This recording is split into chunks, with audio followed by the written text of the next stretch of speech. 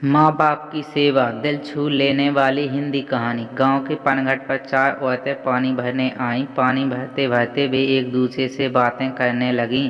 चारों एक एक पुत्र थे, मतलब चारों के एक एक पुत्र थे। बातों बातों में उन्होंने अपने पुत्रों के गुणों का बखान करना प्रारंभ कर दिया। पहली औरत बोली, मेरा पुत्र बहुत सुरीला बांसुरी बजाता है। जो भी उसकी बांसुरी सुनता है मंत्रमुग्ध हो जाता है।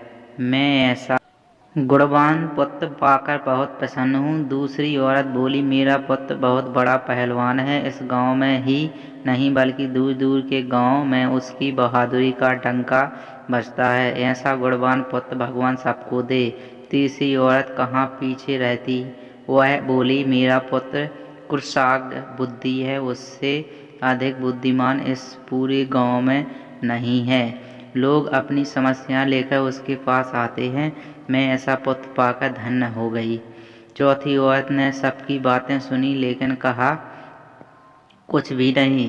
इस पर वे औरत ने उससे कहने लगी, बहन तुम भी तो कुछ कहो ना, तुम्हारे पुत्र में क्या गुण है? कोई ना कोई गुण तो उसमें अवश्य होगा। वह औरत बोली, क्या कहूँ बहनों, मेरे पुत्र में तुम्हारे पुत्रों की तरह कोई गुण नहीं है। उसकी बात सुनकर तीनों औरतों ने गर्व ने अपना सिर उठा लिया।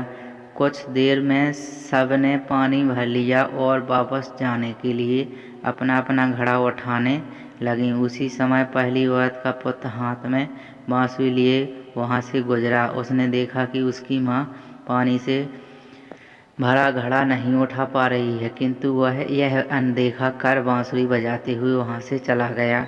दूसरी औरत का पहलवान पुत्र कुछ ही दूर पर मृदंग घुमा रहा था।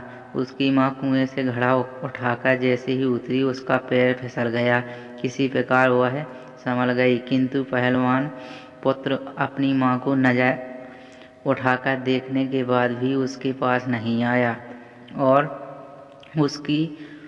अपनी कसरत में लगा रहा। तीसरी औरत का पुत्र भी वहाँ से किताब पढ़ते हुए निकला। उसकी माँ ने उससे कहा, पुत्र मैं दोनों हाथों से घड़ा पकड़ते हुए हूँ, एक रस्सी जरा मेरे कंधों पर डाल दे।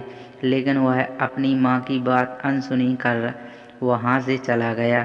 तभी चौथी औरत का पुत्र वहाँ से आया। अपनी माँ के सिर पर घड़ा देखकर वह उसके पास गया और उसके सिर से घड़ा उतारकर अपने सिर पर रखकर चलने लगा। कुएं के पास बैठी एक बुढ़िया यह सब देख सुन रही थी। वह बोल पड़ी, मुझे तो यहाँ बस एक ही गुणवान पुत्र नजर आ रहा, वही जो अपने सिर पर घड़ा लिए जा रहा है। माता पिता की सेवा करने वाले पुत्र से गुणवान पुत्र भला कौन हो सकता है? गुणवान वही है जो अपने माता पिता की सेवा करे और साथ ही सबकी सहायता के लिए तत्पर रहे। धन्यवाद दोस्तों।